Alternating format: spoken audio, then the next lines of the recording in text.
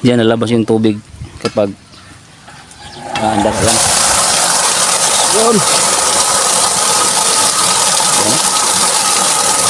Pakalakas ng tubig. Yan. So bali direkta po lang po yung ano natin.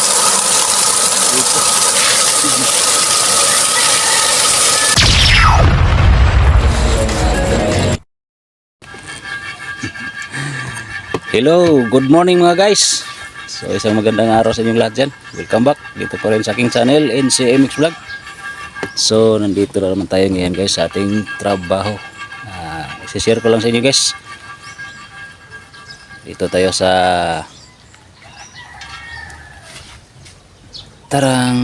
ayan, balon. So yun, dahil may balon, siyempre may pump. Ayan. So yun, magkakabit tayo ng shallow water pump. So isi-share ko lang sa inyo guys, para kahit paano mayroon naman kayong matutunan, lalo na sa mga bago guys na gustong matuto. So yun, magkabit tayo ng isang shallow water pump at isang gripo lang guys dito sa tapat ng balon, dito lang. So yung may-ari gusto na lagyan ng pump saka isang gripo dito. So yan, simulan na natin. So ayun guys, nandito ang mga materyales na kakailanganin natin. Siyempre unang-una itong water pump guys, 1 horsepower to. Yan, saka ito isang gripo lang guys. Ayan o. So meron tayong foot valve number 1, saka mga adapters, fittings nya, saka solvent. Parang walang tiplon yata. So kung no problem. So may wire guys, at saka dalawang tubo kasi mababaw lang yung balon na pagkukunan natin ng tubig. So dito yung balon. Ayan. Ayan o, mababaw lang guys, mga siguro 2 length lang yung kasya dito. So dito natin i-plaster yung pump. Bale yung una may pump na nilagay natin dito, kaso ibininta ng unang nagmamayari dito, kaya yung nakabili yan, pinalagyan niya ulit ng water pump. So una natin gagawin para sa mga bago na gusto matuto dyan, unang gagawin na step guys is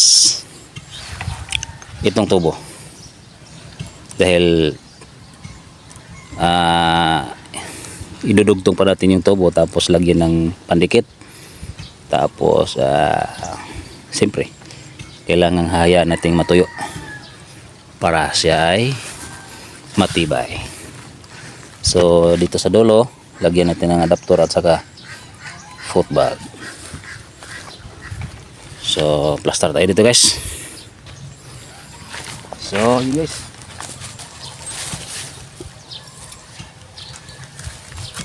ito yung foot valve guys. Yan o, saka adapter. Siyempre hindi mawawala yung tiplon, huwag mong kalimutan yon. Basta may thread, may tiplon, para iwas leaking guys. Ito yung mag sisild ng tubo, yung traha pala, para hindi magkaroon ng leak. So kabit natin dito. Yan.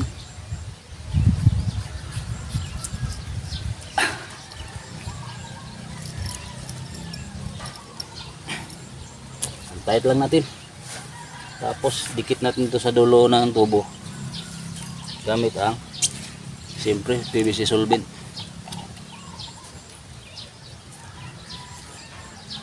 Ito dito, tapos ganyan. Okay, ito na yun, bigta rin natin. Ayan. So yung kabilang dulo Itong isang tubo naman yung dudugtong natin guys. Dito. So siyempre solvent pa rin guys. Para sa mga baguhan dyan. Sundan nyo lang guys. Dahil ang mga master dito, mabuburing na sa atin dito guys yung mga master na. Yan. Okay. Tapos na. So hayaan nating tuyo yung solvent para maging matibay siya. Ngayon sunod, plaster natin yung pump. Pero bago natin i-plaster pala, lagyan natin ng mga adapters. So lipat natin dito. So, ano lang natin ito. Yan.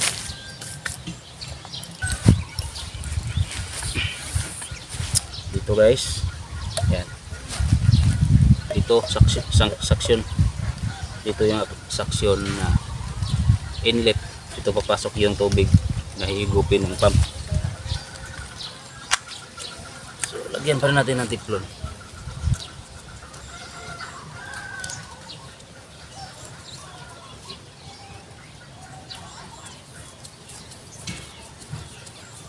Dito kailangan mong kapalan yung tiplon guys para iwas leaking talaga.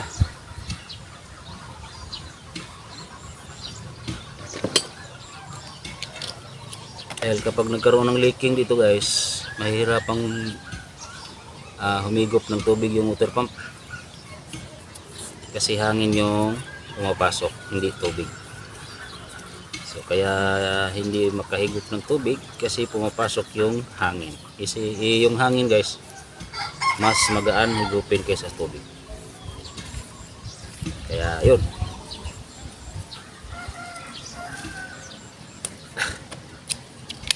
Makapakamot,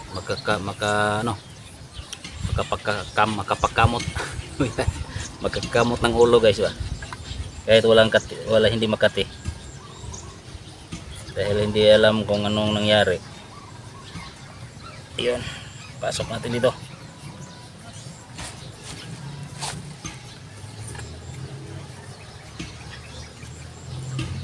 Gamitan natin ng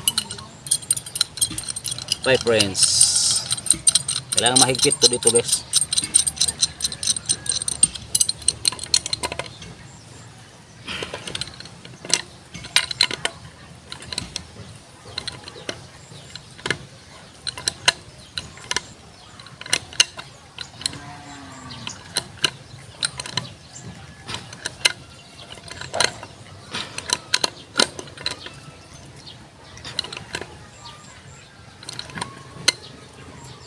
Kailangan isagad yung thread para yung stopper niya madikit dito sa pump para hindi madaling mabali guys, kasi nakasupport yung stopper niya sa bawat gilid na kapalibot ng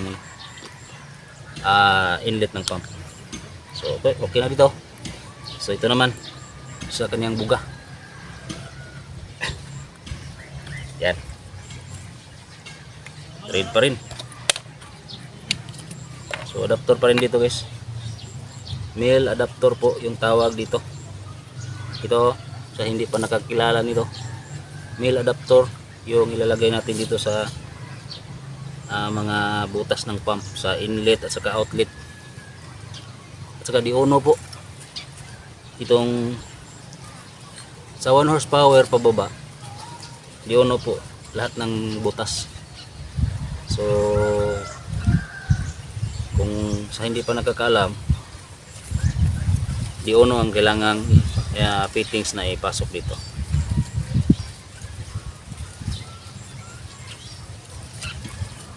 Lagi niyong tandaan yan guys, kasi parehas lang, kahit anong brand parehas lang, diuno yung butas. So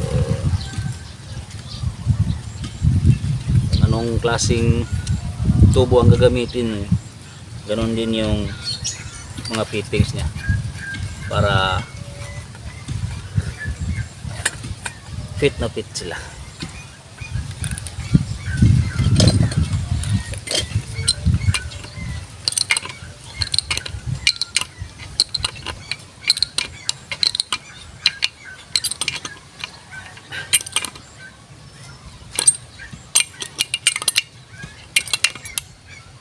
So dito sa buga guys, lagay tayo ng katihan. So yung ilalagay natin dito, maglagay tayo ng T, tapos ito may female adapter, lagay natin ng ganyan. Tapos dito yung cup, pero yung cup na nabili niya hindi pala cup, plug, PVC plug yung nilista natin, pero yung nabili nila cup, yung plain. So gagamitin natin yan. Kailangan naman natin ng male adapter para dito, kasi 3 dito guys. Sinadya natin na ganun para pag magkate dito lang i-open, hindi na dito kasi maliit yung butas, at saka madaling masira yung thread dito guys pag palaging na open. So puto lang tayo ng maikling tubo.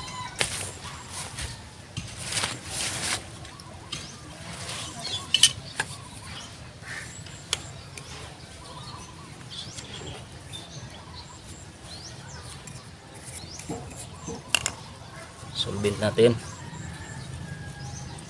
Una yung T guys. Sundan nyo lang guys sa mga bago dyan. Ito. Tapos putulin natin dito. Yung sakto lang na hindi masyadong mahaba guys, para hindi mataas pag nakabit na dito.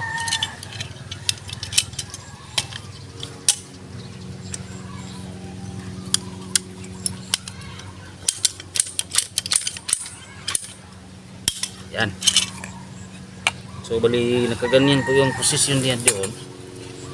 So yung tubig papuntahin natin dito.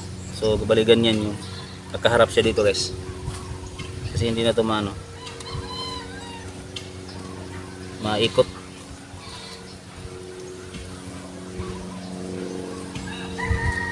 Yan o. Tapos itong kanyang female adapter. So dugtungan na naman natin ang tubo kasi walang thread to. Puti sana kung may thread dito, pero sa mga T guys, yung may thread lang dito na side, hindi wala dito.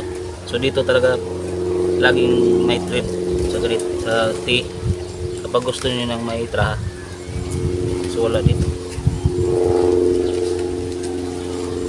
At saka sa kabila ito kita siya, so putulin na naman natin to.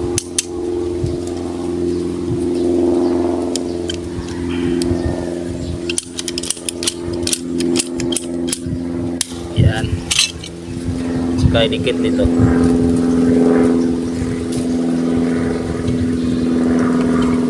Yan, ganyan na po. So yung lagay natin dito yung plug, may thread sa labas para may pasok dito. So dito lagay tayo ng dito guys. So mamaya na to guys, plaster natin itong pump doon sa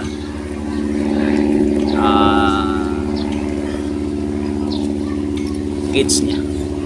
So bali dito natin i-plaster guys. May 2 bolt na dito guys. Yan, kaso nawala yung nut. Hahanapan na lang natin, baka meron tayo dyan. So plaster lang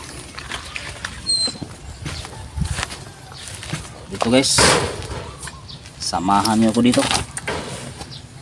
Yan.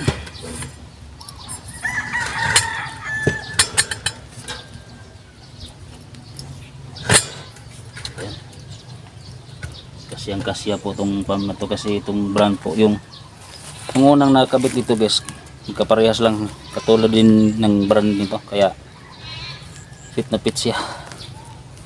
So ngayon dugtungan natin ang tubo papasok doon sa balon.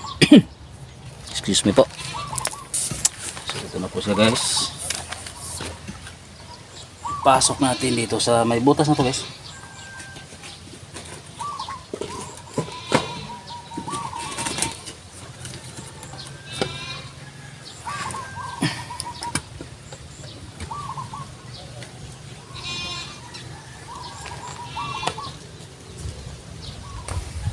So sakto lang.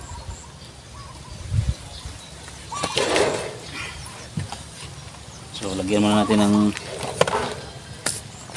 elbow tsaka onion siyempre. Kailangan may onion guys para pag nag-lock ko yung foot valve madali lang tanggalin. So plaster natin yung tubo guys, yung papasok sa balon.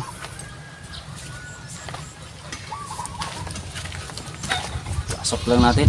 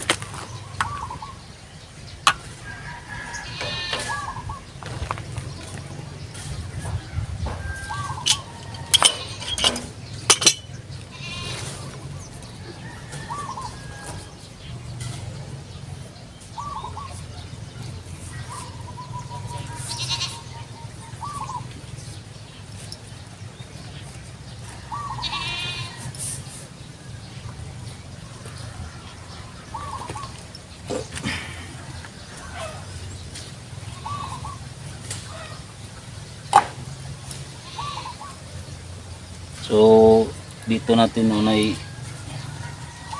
dikit sa elbow guys yung maikling tubo na pinutol natin. Yan o. Yan. Saka itong onion.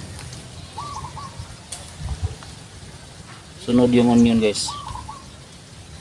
Hindi to.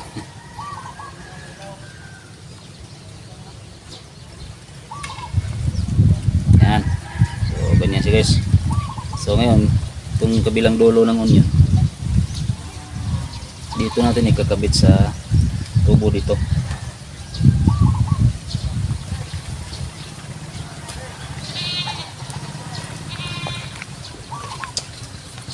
Yan guys, ganyan siya.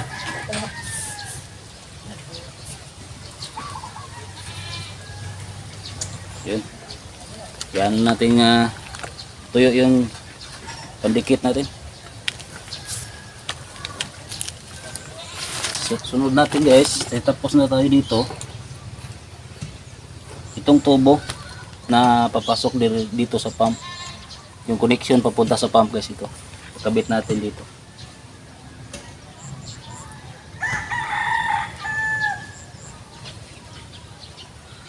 So siguraduhin nyo lang guys na lahat ng surface na ipapasok dito ay nalagyan na ng solvent, yung pandikit, para hindi siya magkaroon ng singaw or leaking or leak. Yun. So bali ganito na po yung forma niya guys. Yung onion, huwag nyong ilagay dito yung onion guys. Kailangan maglagay kayo ng onion pababa talaga, kasi yung thread, may thread to dito. Kapag nandito kasi pinano talaga yung tawag yan, vertical ba o horizontal. Walang strength, yung lakas niya ay hindi pantay yung ano. So dito yung bali yung ano kasi puwersa dito, pag dito niyo ilagay ang puwersa diyan parang mabibend siya, samantalang dito yung puwersa niya pababa. So even or equal yung strength na makapag hawak sa tubo dito sa papunta sa baba. Kaya kadalasan maglagay tayo ng onion na mabigat yung dulo, yung kabila, pag ganito talaga guys. Pwede niyong maglagay kayo dito pero yung ano, hindi mabigat guys. Pero kung papasok sa balon, lalo na sa papasok dito. Dito talaga guys. So yan, advice ko lang yan guys. So pasukan muna natin ang tubig. So ganito lang po yung paglagay ng tubig dito sa tubo. Itaas baba din lang sa yan, ganyan. Kaya lalabas na yung tubig eh. So hindi nyo kailangan salinan pa guys. Pasok na natin.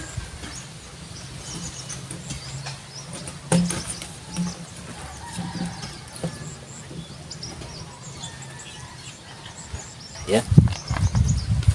Napasok na yung ano guys, tubo. So ayan o. Dikit lang natin.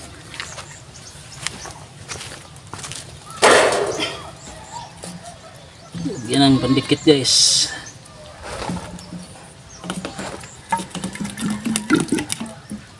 Ayan.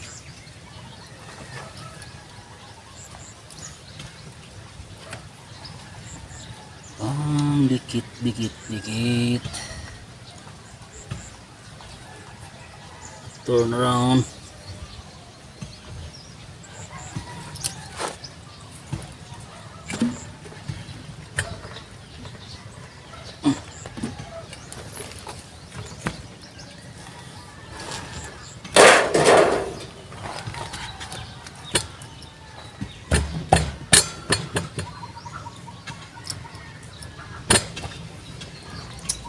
Guys,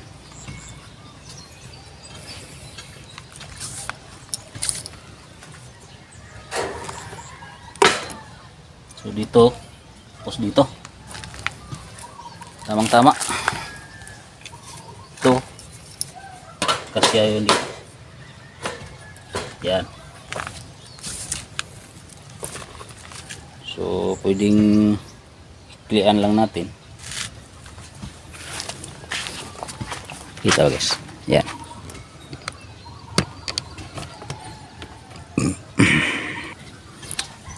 So isusulbint lang natin guys to para matibay siya.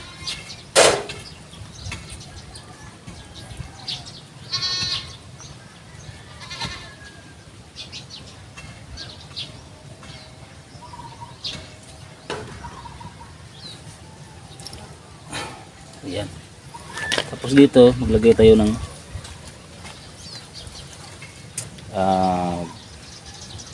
reducer.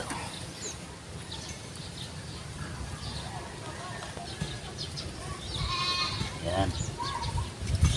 Okay. Tapos hanap tayo ng tubong maikli na dimedya.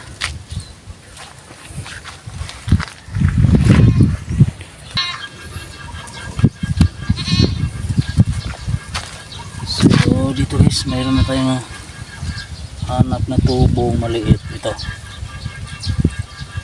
maliit. one half to guys, para makapaglagay tayo ng ano dito,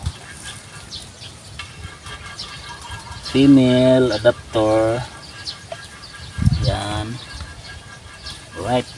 Tapos lagyan natin ng PE male adapter, kasi PE hose yung gamit dito guys.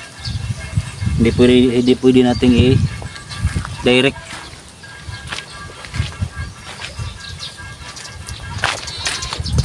Upo na tayo. Ito. Kaya tayo naglagay ng ganito guys, female adapter at PE male adapter, kasi PE hose po yung i-extend natin dito. So hindi po natin pwedeng i-direct yung PE hose dito sa PVC, kasi hindi po yan matatablan ng solvent. Didikit yan, ngunit madaling matanggal, lalo na kung laging nagalaw. Kaya ganito yung ginawa natin guys.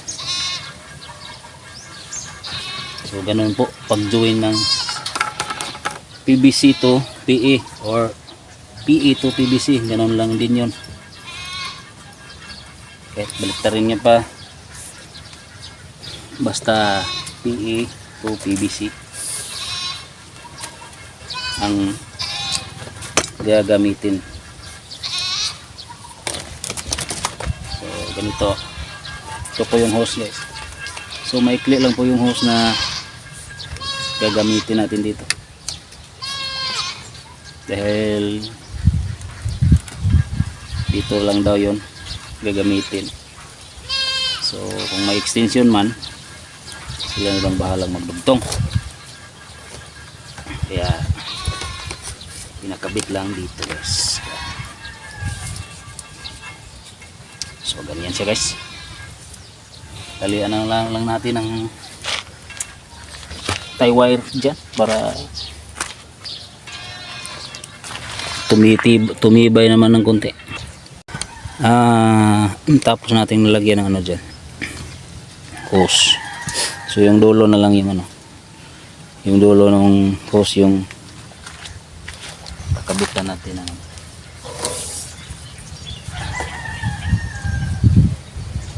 gripo. So, ito yung dulo guys, dito natin kakabit. So ito female adapter na PE. Dito yung gripo guys, kasya. Yeah.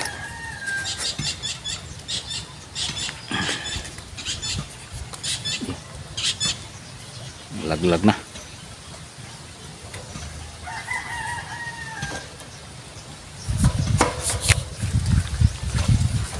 Yan.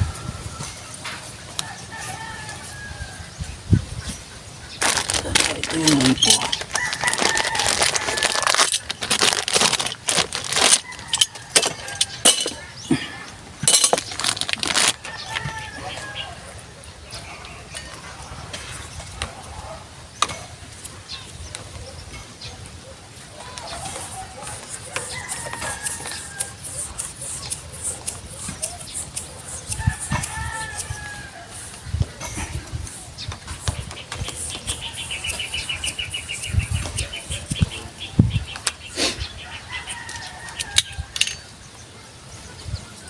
Ito ilagay.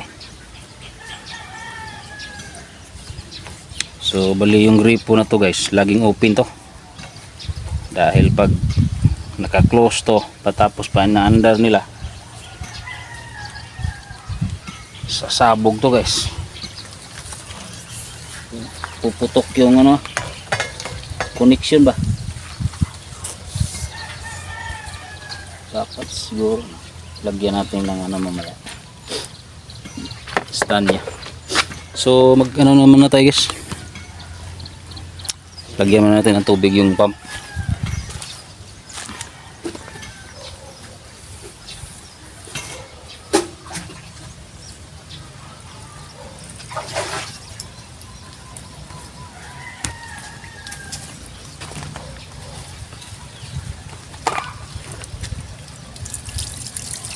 Yung timba lang ko.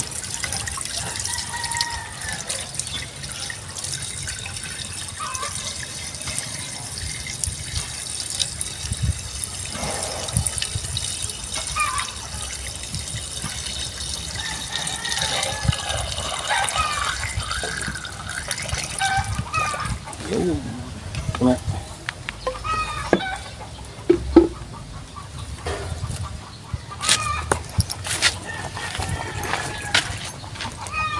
Yung tubig dito, taas lang.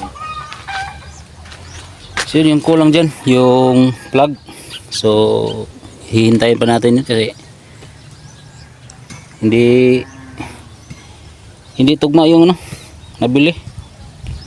Plug yung pinabili, tapos cap yung nabili guys. Kaya yun, pinalitan natin, pinapalitan pa. So mag ano muna tayo ng wire. So yung wire ito natin ilagay. Ano muna tayo, yung ano dito, yung malalayam, walang init. Yan. Diyan. So yun guys, tapos na yung wire na kapit. Lagyan na natin ng plug. Ito yung plug. Dito bubuksan kapag nagkati guys. Yan. Yan. Okay. So kakabit lang natin yan doon sa may bahay, yung wire. Ayan o.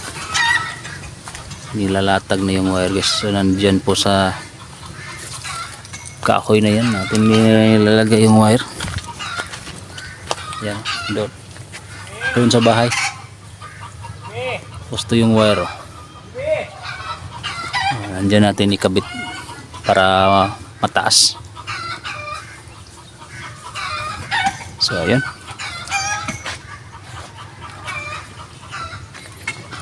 Testing na lang yung kulang dito.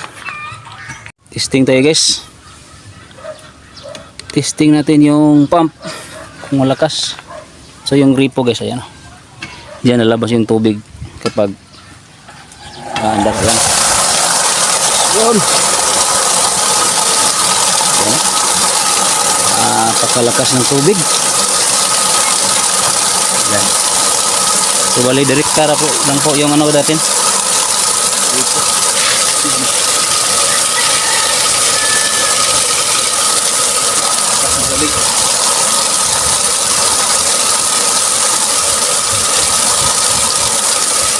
So guys, nandito lang po na siguro itong video. Ayun. Ito kasi yung ending pag nagkabit tayo ng water pump, kailangan may tubig na lumalabas dito. Yun yung pinaka-importante. Yun, maraming salamat sa inyo guys na walang sawang pagsuporta at yun, pakishare at subscribe na rin at pakipindot na rin yung notification bell para lagi kayong updated sa mga video na i-upload natin guys. Yan, maraming salamat. God bless po. Bye bye.